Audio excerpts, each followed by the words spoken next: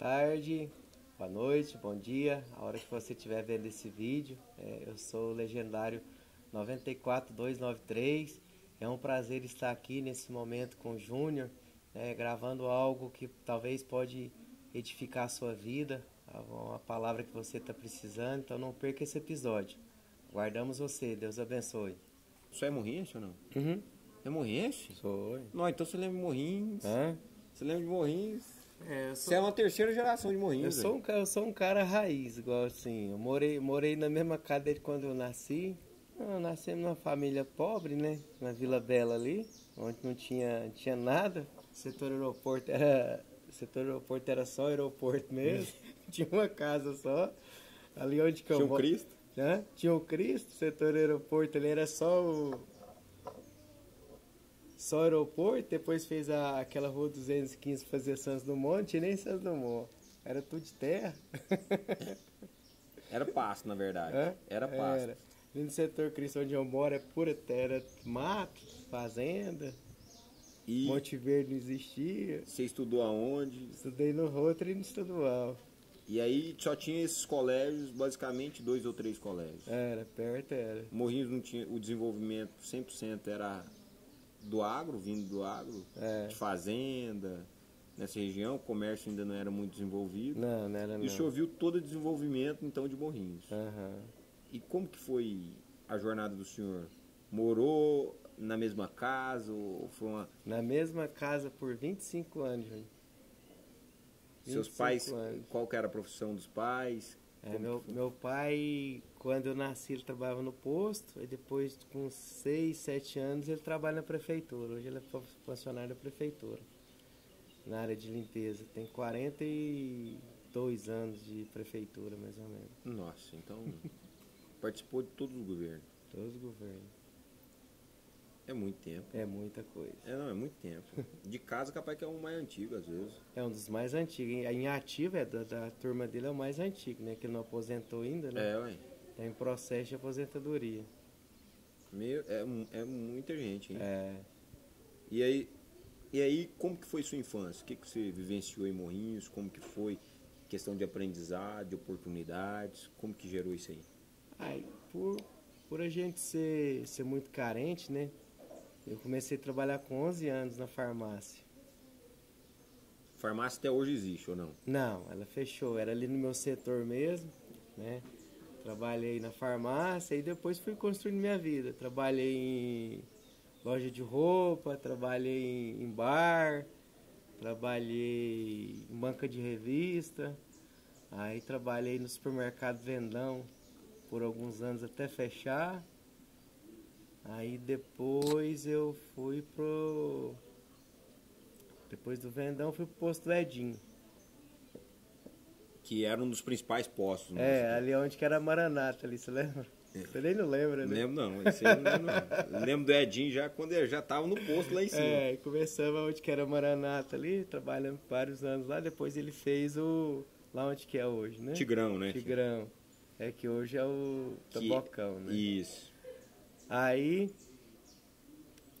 comprei a minha primeira mobilete e aprendi a mexer nela. Aí eu comecei a mexer com a oficina. Então, na verdade, você começou a aprender numa oportunidade que você comprou uma mobilete, uma garelinha. Isso. Toda a minha vida foi assim. Aprendi no prático. E aprendendo no prático. Aí trabalhei por alguns anos, né? E aí me tornei, aonde eu trabalhava, me tornei proprietário. Que era sempre no mesmo lugar ali, ó.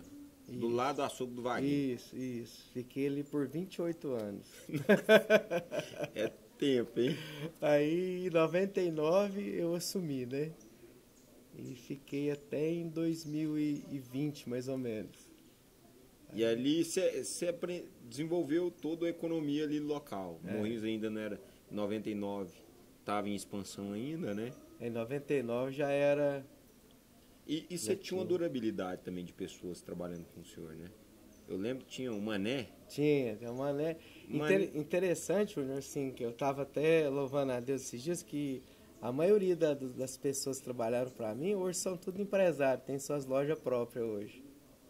E sim, são pessoas que duraram lá também. Né? Duraram. Você não teve relacionamento de curto prazo. Não. Foram relacionamentos. Isso, alguns anos. De longo prazo, assim. Alguns né? anos. Mas não é quantos anos, Luli?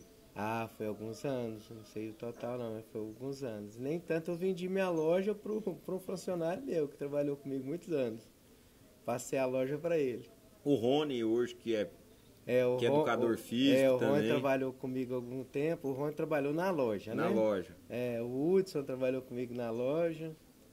O Hudson também. Meus filhos foi criado trabalhando na loja para mim. Tanto a Micaela como o Matheus. Boa, então. A Micaela foi até formar, né?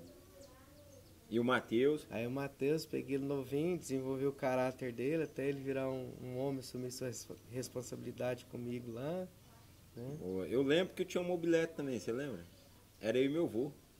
Ah, é! Eu tinha um garelinho azul, lembro, calói azul.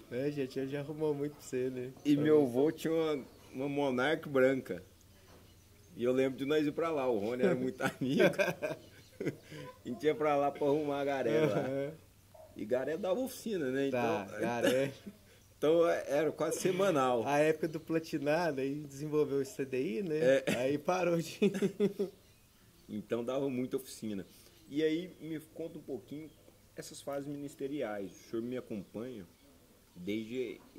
Assim, o senhor tem lembrança de mim que eu não tenho mais. Por quê? Porque eu era muito pequeno, né? Sim, eu fui muito intenso na minha conversão, sabe? Assim, por eu ter frustrações e... Eu afundei numa vida de promiscuidade e fui, aos 21 anos, eu quis mudar de vida, sabe, Júnior? Aí eu tive um encontro com Deus tão forte na minha vida, que desse tempo pra cá, eu entreguei a minha vida pra Ele, sabe? E aí minha vida foi... Eu tô vai fazer 30 anos, né? Que eu vou fazer 51 agora, com 21. Né, esse ano faz... Em dezembro faz 30 anos que eu estou andando com Jesus. Amém. E nessa jornada, o que você acha que mudou hoje muito em termos de frustração da geração que era a sua geração com a geração de agora?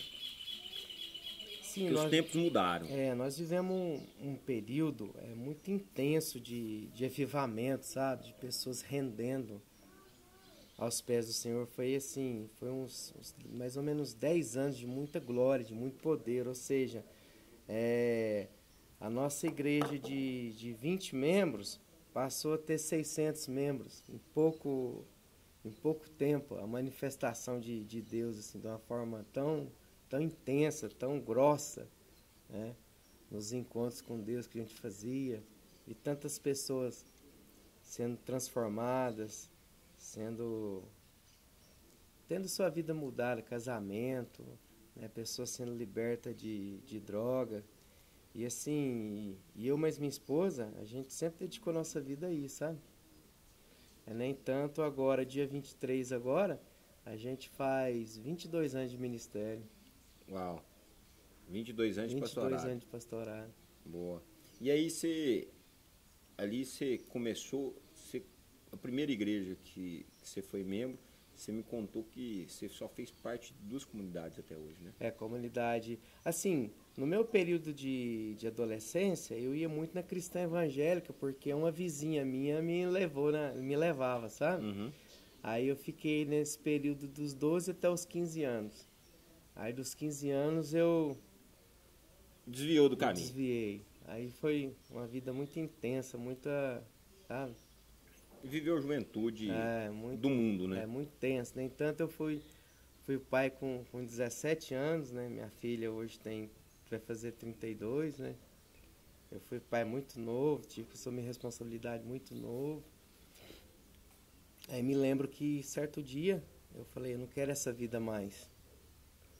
Aí... O que levou o senhor a ter essa decisão, essa reflexão, virada de chave, que falou, cara, pela vida que eu estava levando. Né? A gente estava numa casa e assim, foi tanta coisa que a gente alugava uma casa e nessa casa eu comecei a dar overdose. Eu comecei a ter alucinação e me lembro que Nesse dia eu falei, não quero isso pra minha vida mais. Passou de prazer para perturbação. Isso, eu falei, eu tô acabando com a minha vida. Aí eu decidi, sabe? Isso foi, se não me falha a memória, foi em março ou em maio de 1995. E esse ponto crítico, alguns identificam que precisa mudar, identificam que ele está fazendo mal, mas existe também o apoio. Parece que tem muita gente que não encontra forças, né, para sair. Isso. Qual foi o ponto marcante que o senhor encontrou a força assim? Porque hoje existem várias tecnologias, drogas que te ajudam, apoio psiquiátrico, terapias. E antigamente não, né? Não, eu vejo assim, a minha entrega, sabe? A minha entrega, porque aí eu decidi, eu mergulhei na palavra, né? Eu mergulhei na Bíblia de uma forma, uma vida de oração, né? Eu já cheguei a orar 6, 7, 8 horas num dia. Sem parar? Sem parar. Eu lembro que eu acordava 5 horas até eu ir trabalhar, eu orava 2 horas antes de eu ir trabalhar.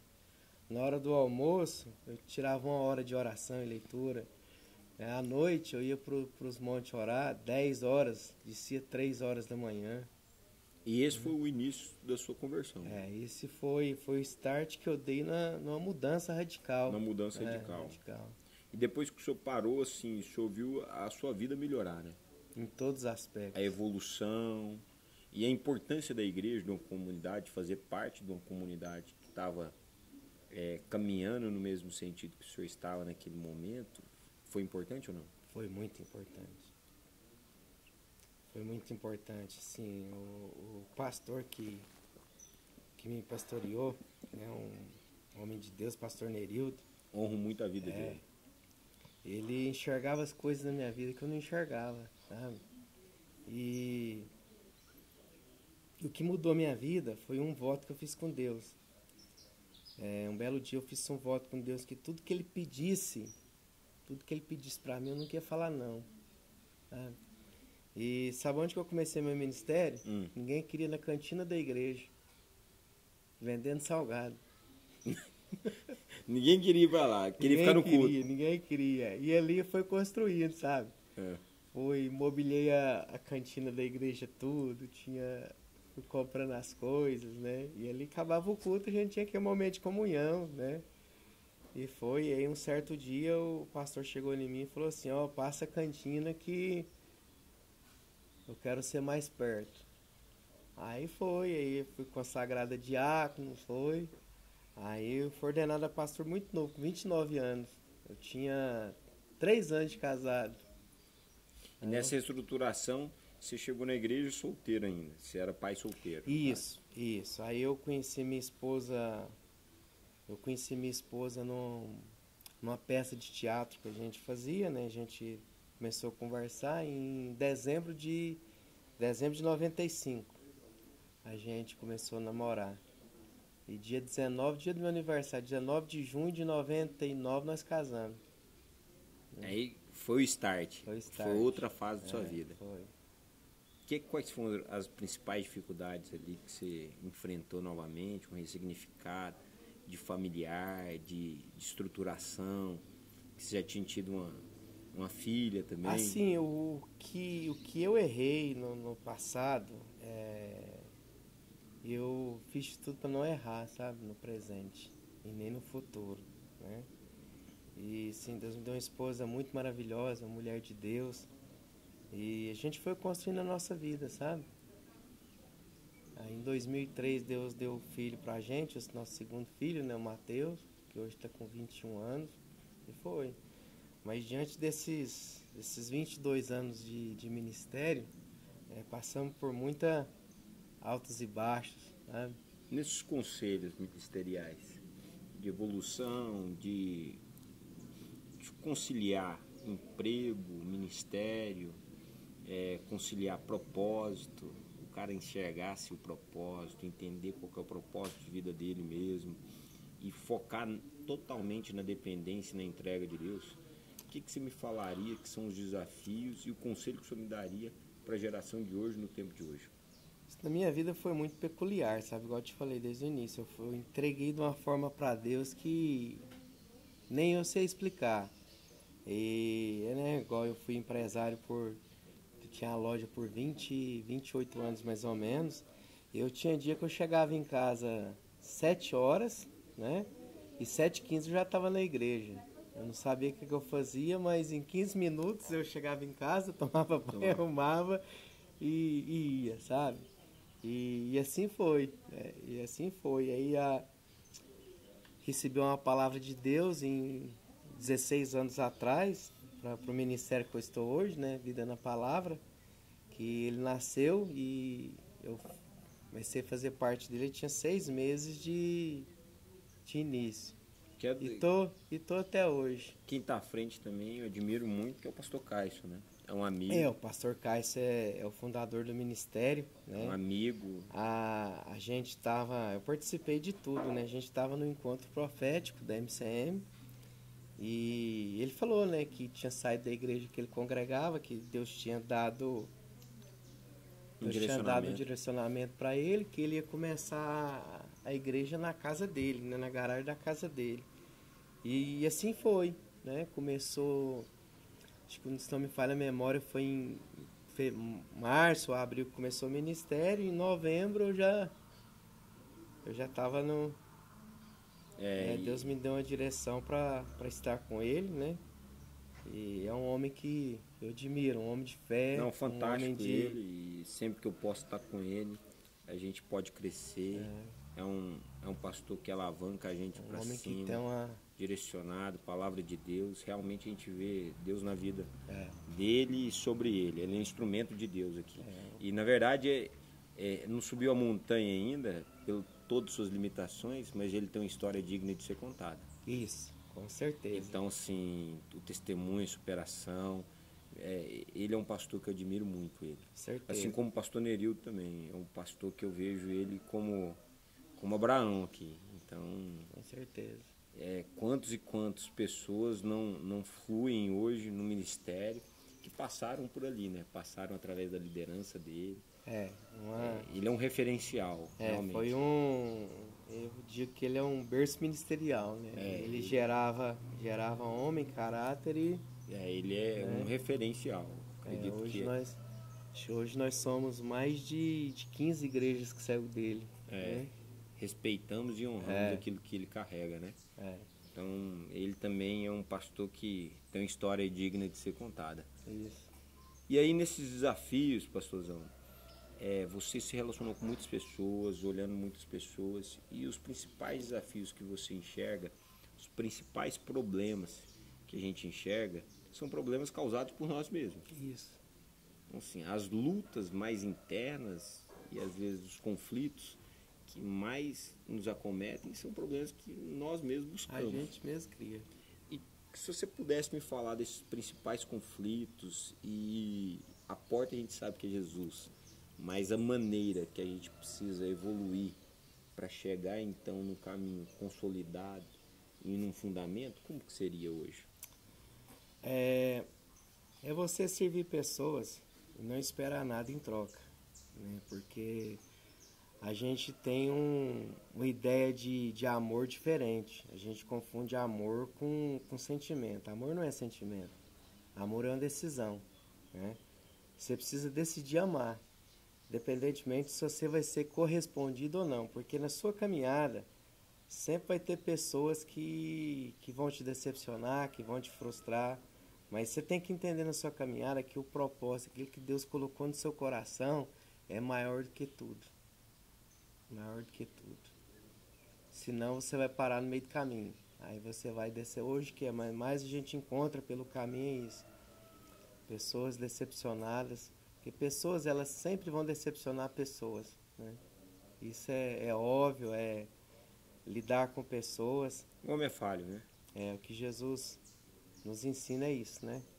Nem tanto na sua vida, né? No seu ministério, ele orou a noite inteira e teve Judas e Tomé, né? Eu acho que foi um dos mais difíceis, né? E interessante que Judas, ele foi fundamental no propósito de Jesus, né? Nem tanto Jesus repreende Pedro em Mateus 16, né? E em João 13, Jesus chama Judas de amigo, porque Judas, ele foi o centro para levar Jesus para a cruz, né? Então, muitas vezes, no nosso relacionamento, vão ter pessoas que vão nos levar para a cruz. Né? O que é cruz? Renúncia. É nós renunciarmos o nosso ego, a nossa vontade própria, para que pessoas sejam servidas por nós, né? E eu vejo hoje a nossa dificuldade de entender isso, porque a gente sempre vai querer recompensa, né? A gente, nossa, o judeu o cara tanto, e olha aí o que ele fez, né? É sempre buscar a recompensa do próximo, né? Mas quando a gente confia em Deus também, é diferente, né? Porque você sabe que o que você está fazendo é uma semeadura. Se eu não colher, meus filhos vão colher. Essa é a lei da semeadura.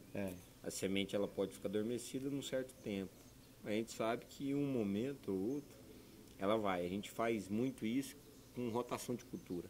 Isso. Tem dia que você olha assim, rapaz, tem 4 anos já que eu não planto milho nessa área. E tem milho nascendo. É um banco de semente que estava ali. Isso. Que a hora que ela chegou no ponto certo de profundidade, ela estava apta nas condições certas para ela germinar. Então, tem hora que a gente faz a transição de pastagens para a lavoura, que o capim sempre está nascendo, mesmo que você não plante mais. Porque um banco de sementes está ali. Então você vem, joga a terra por cima, vai para o fundo, revira a terra, vai revirando, na hora que vê, a semente está no raso de novo, com condições apropriadas para germinar novamente. Então isso aí, a semente, quando a gente entende basicamente o poder da semente, a gente sabe que um tempo ou outro ela vai germinar. Isso. Só que a gente é imediatista, né? A gente não entende. Isaías 55 diz que Deus dá pão que tem fome e semente ao que semeia, né? Então a gente tem que ver se a gente quer ser um consumista ou quer ser um semeador, porque a natureza do semeador está no caráter dele, está na natureza dele. Você é um semeador.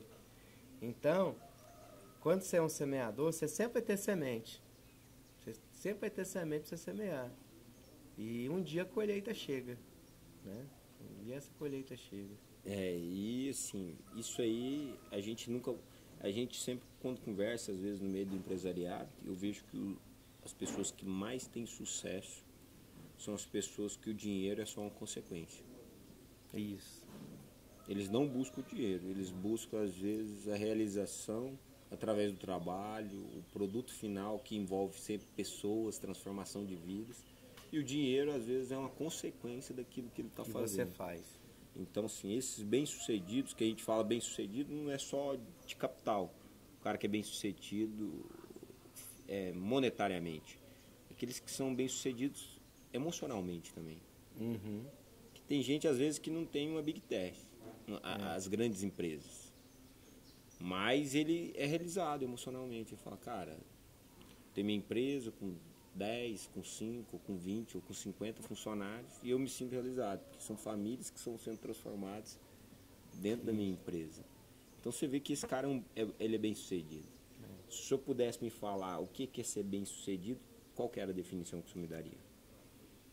Bem sucedido, Romanos 8 diz que todas as coisas cooperam para o bem daqueles que amam ao Senhor, que são chamados segundo o seu propósito. Ser bem sucedido é você entender o seu propósito, porque prosperidade, ela não tem nada a ver com dinheiro. A prosperidade, ela faz parte, o dinheiro faz parte da prosperidade, mas a prosperidade não é dinheiro. A prosperidade é você ser bem sucedido na sua caminhada, porque se o dinheiro te move, quando você não tem dinheiro você vai parar. Entendeu? Então tudo que te move, ele tem o poder de te parar. Então, se o dinheiro te move, ele vai ter o poder de te parar, né? E nesse ramo de empresário, de empreendedor, uma das coisas que Deus me ensinou, o dinheiro tem que passar pela sua vida em 3 partes. 3 fases. Você ganha, você investe e você desfruta, né? Porque se você ganha e você só desfruta, vai acabar. E se você só guarda, você vai tornar uma pessoa avarenta, né?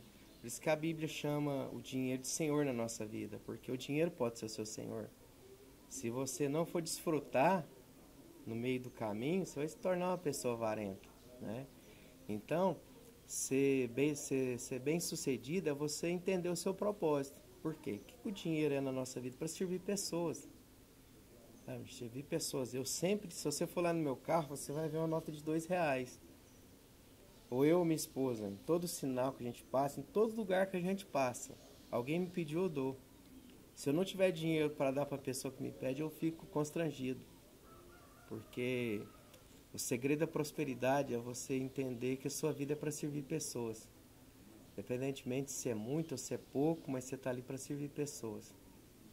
Em questão de quando você faz e você alavanca outras pessoas, a recompensa é muito maior, né? Porque a recompensa é algo que não é precificado, é sobre valor. É. Então, se você ajudar alguém, você vê ele bem sucedido, exemplo assim, ó, você está me falando que basicamente todas as pessoas que passaram na oficina hoje são empresários. Hoje são tem donos suas lojas, tem suas lojas próprias. Isso aí é coisa que o dinheiro não compra. Não compra.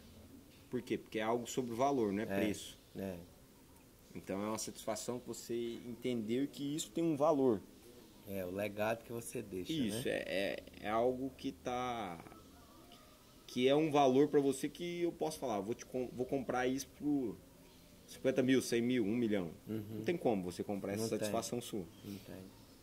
E nessa construção de valores na sociedade, o que você acha hoje que o homem precisa manter, precisa construir, fortalecer? E o que você acha que o homem perdeu ao longo desse tempo, que a gente precisa resgatar nessa geração de valores? Primeira coisa, família. Uma coisa que a gente carrega da natureza de Adão, né, que está bem claro lá em Gênesis 3, quando Adão ele não assumiu a sua responsabilidade, né, porque o homem deixou o governo. Nem tanto, hoje você vê tantos homens cometendo suicídio, porque não carrega o valor do reino, o governo do reino.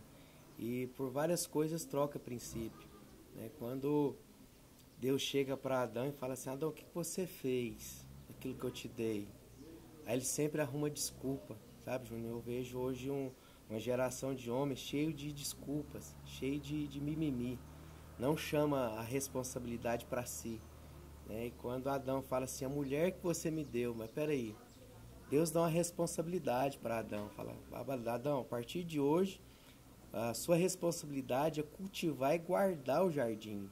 E eu vejo hoje, na igreja que eu pastoreio, eu trabalho muito sobre isso, sabe? Sobre o caráter do homem. O homem, ele perdeu a essência, porque hoje a mentira, ela faz parte do homem, né? Para você se safar, você mente, né?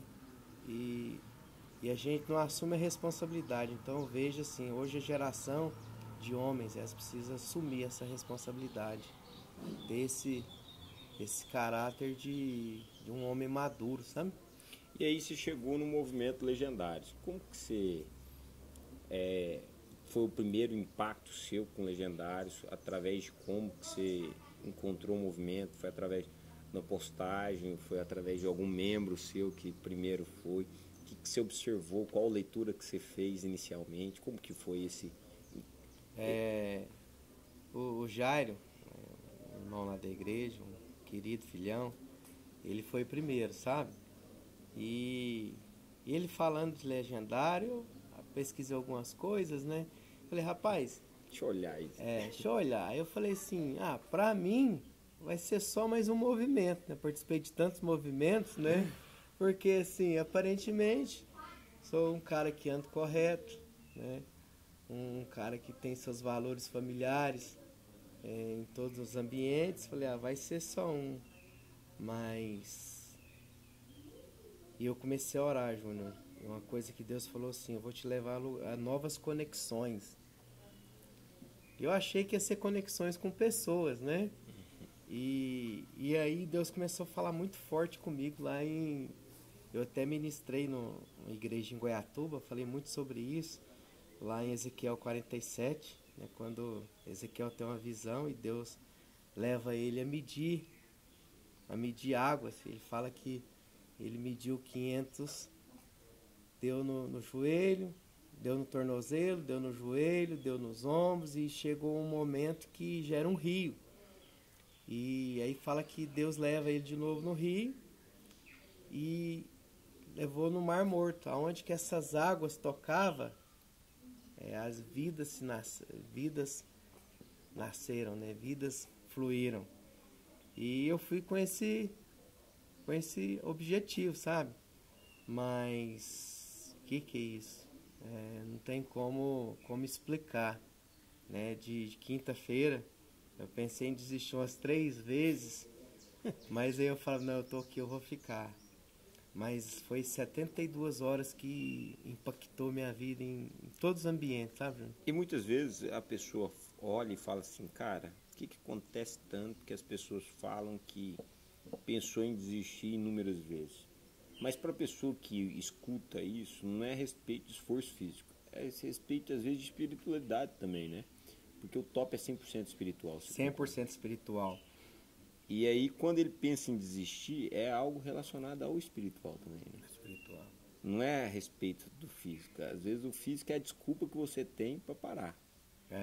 Mas existe, então, todo uma movimentação espiritual acontecendo no top. Porque ele é 100% espiritual. 100% espiritual. E aí, nessa questão, quando você chegou lá, o que Deus mais falou com você na montanha? Você teve um encontro com Jesus Cristo, com o legendário número 1, como que foi? Não tem como definir, resumir.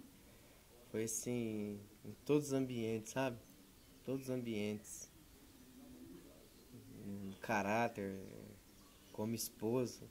Aquilo que você achava que estava tudo certo. Deus falou assim, você pode ir além. Igual eu te falei, Ezequiel 47. Você tava só com a água na canela.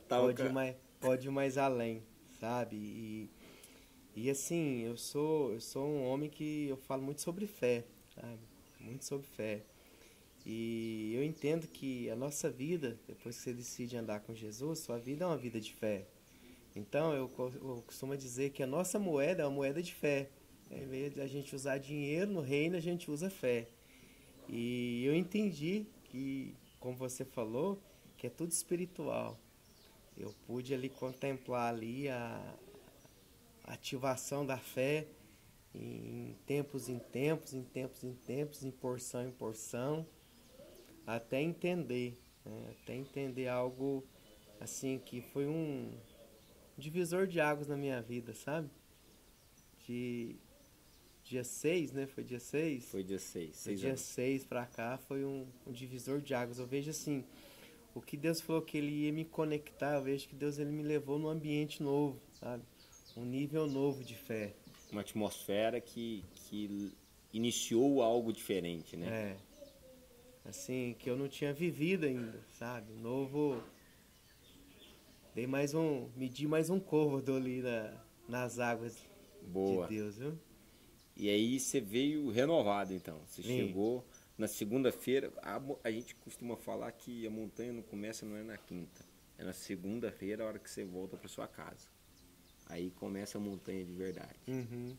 E a nossa missão, os homens que estão servindo ali, a nossa missão só finaliza a hora que os homens são devolvidos para suas famílias também. Nos seus lares, nas suas casas, aí a nossa missão finaliza. E aí, o que você acha que foi o mais difícil, ou a primeira ação depois que você chegou em casa, assim? Que você olhou e falou, não, realmente, nisso eu tenho que mexer. Eu não digo, eu não achei dificuldade. Eu troquei dificuldade por prazer, sabe? Entendi.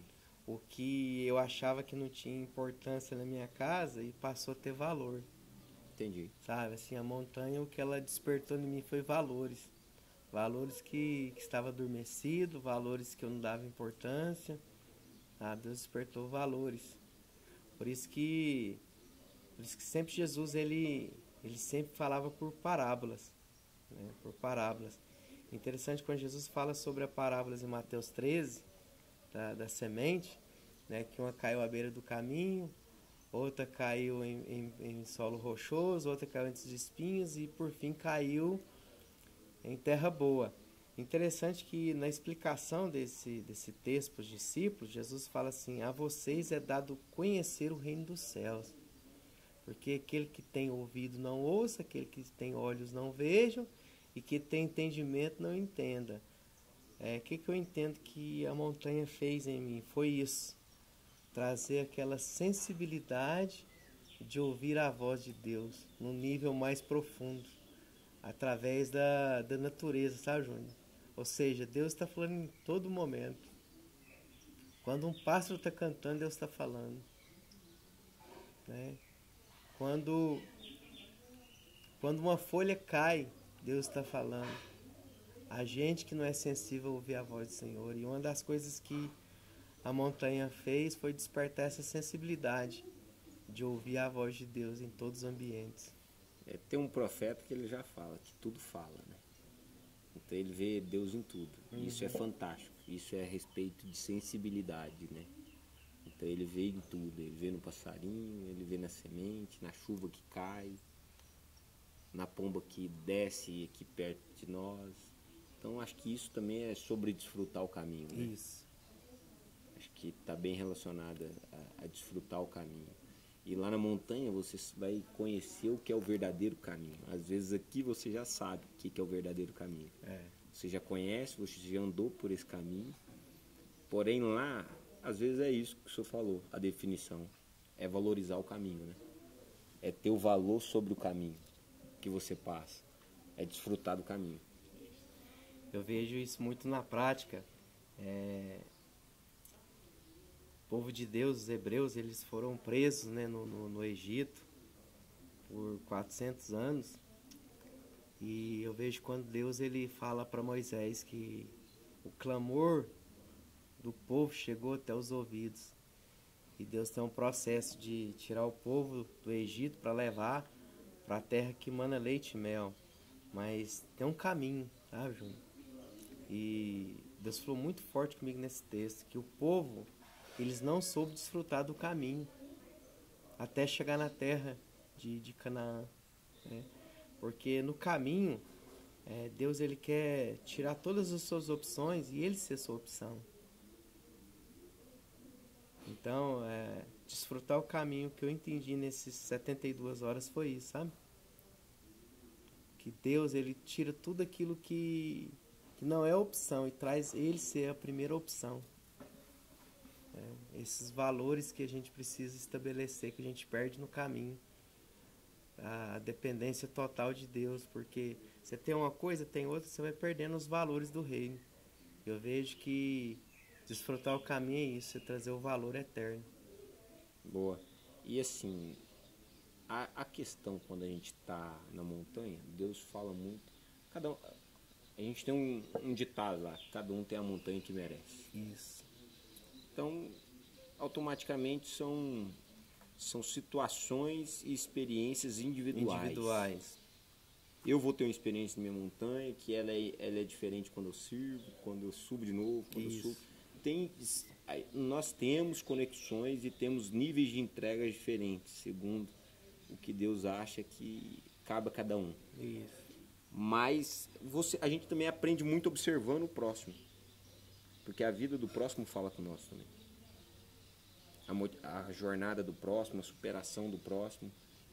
Você observando as pessoas que estavam ao seu redor ali, o que você aprendeu? O que você tirou de lição? O que te tocou também? Eu, por sempre ser líder na minha vida, né, vários anos de pastores, vários anos de empresário, eu sempre queria servir pessoas, né?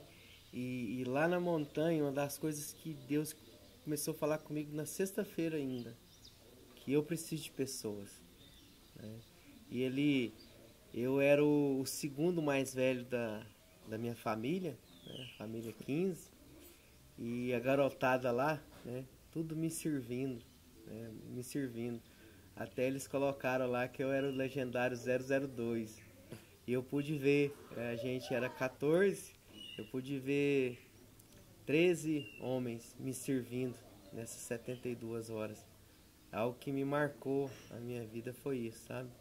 Deus falou assim, eu quero cuidar. Eu vejo o cuidado dos meus irmãos ali, comigo ali. Uau, isso te impactou. Isso me impactou. Muitas das vezes a gente puxa a responsabilidade de servir pra gente. É, E às vezes não tá preparado. Você tá preparado para servir, mas não tá preparado para ser pra ser servido. cuidado, né? E uma das coisas que Deus me ensinou é, eu também preciso ser cuidado.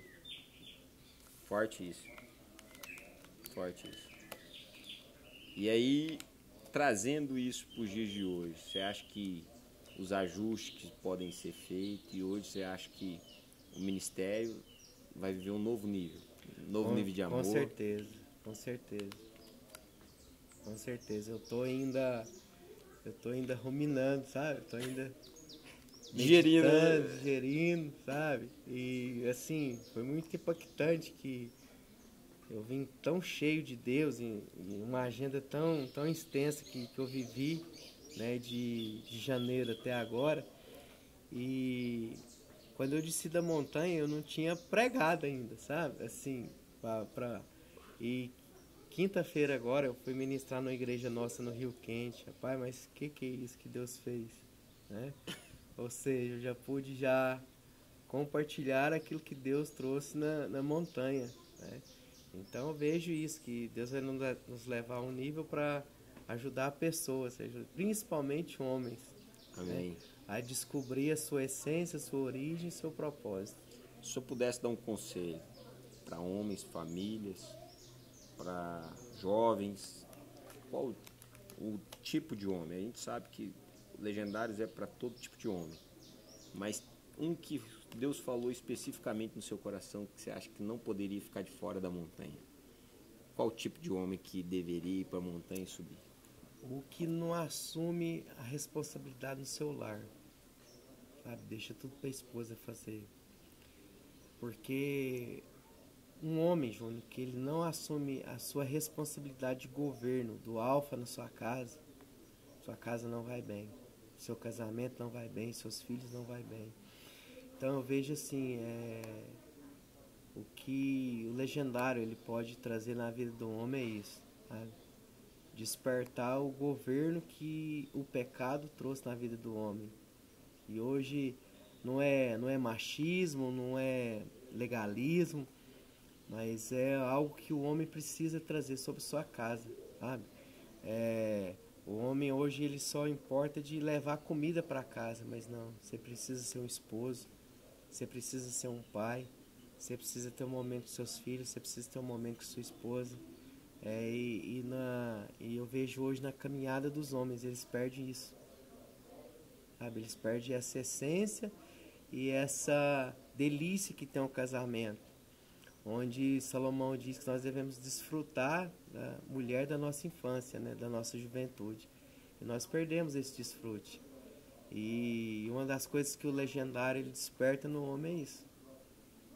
Realmente, ele restaura a configuração original do homem. Isso. Então a gente fala muito disso, que Legendários, o propósito inicial dele é esse, restaurar a configuração original de cada homem. E só voltando à montanha, então, só tem muita coisa na cabeça, e eu acredito que para a manada aqui nossa, a gente chama de manada, né? Esses núcleos que vão se formando através de Legendários, eu vejo que o senhor tem muito a agregar, palavra, o senhor tem muito aconselhamento, o senhor tem uma história digna de ser contada, o senhor tem autoridade sobre várias frentes, e eu fico muito feliz de poder estar somando e servindo o senhor. Amém. Porque aqui a gente está para servir, então fico muito feliz de hoje poder servir o senhor, servir o ministério do pastor Caisson também, e a gente servir não somente ministerialmente, mas como a nossa família e a nossa sociedade. Isso. É para isso que eu acho que o Legendários tem esse propósito, de servir a sociedade em si. E aí, nessa jornada, se o senhor pudesse falar 3 características que o homem deve se fortalecer aqui fora, qual que é o conselho que o senhor daria para quem já subiu no Legendários e agora precisa afirmar toda a sua responsabilidade, reafirmar o seu eu e consolidar a identidade que ele restaurou lá na montanha? Primeira coisa é assumir as suas responsabilidades. Segundo, honrar a sua palavra. Terceiro, poder servir pessoas. É isso aí. Acho que se ele tivesse escala, acredito que ele já vai ser um homem restaurado. Isso. Um homem modelo, um homem que vai contribuir para os dias melhores, vai Que a contribuir, sociedade hoje precisa. vai contribuir para histórias melhores, histórias escritas por Deus e vai poder ser instrumento também, né? Então é isso. Meu pastor, quero te agradecer por esse tempo, quero te agradecer primeiro a confiança de poder estar aqui sentado com o senhor. O fato de o senhor estar aqui representa muito para mim. Muitas pessoas não sabem, mas o senhor me conheceu no colo ainda da minha mãe, né? Então, um amigo de muitos anos da família, o senhor me conhece há 33 anos, então assim, o fato disso, estar recebendo o senhor, poder honrar o senhor, é algo ímpar, algo que Deus me deu a condição hoje de estar aqui servindo, com as ferramentas que a gente tem, com alguns recursos, e que a gente vê que a gente pode disseminar o que Deus tem feito através da vida de alguns homens. Então, que essas histórias possam motivar outros homens, outras famílias virem sendo transformadas e a gente fazer parte desse time, consolidado numa manada e fazer parte de um avivamento, um verdadeiro avivamento de Deus sobre a terra, né? Então é por isso, então quero te agradecer imensamente o carinho, a confiança, me atendido, ter aceitado o convite, agora já ter também aberto a porta da casa, do ministério, para a gente poder estar junto, e isso faz toda a diferença. Amém. E eu sou grato por tudo que o senhor foi fazendo para a nossa comunidade também. Amém. O senhor tem meu carinho, meu respeito, e acredito que tudo que a nossa cidade colhe também faz parte de uma sementinha que o senhor planta dia a dia. Amém. Então eu agradeço muito por isso, tá? Juntos somos mais fortes. Abraço, meu pastor. Obrigado, realmente.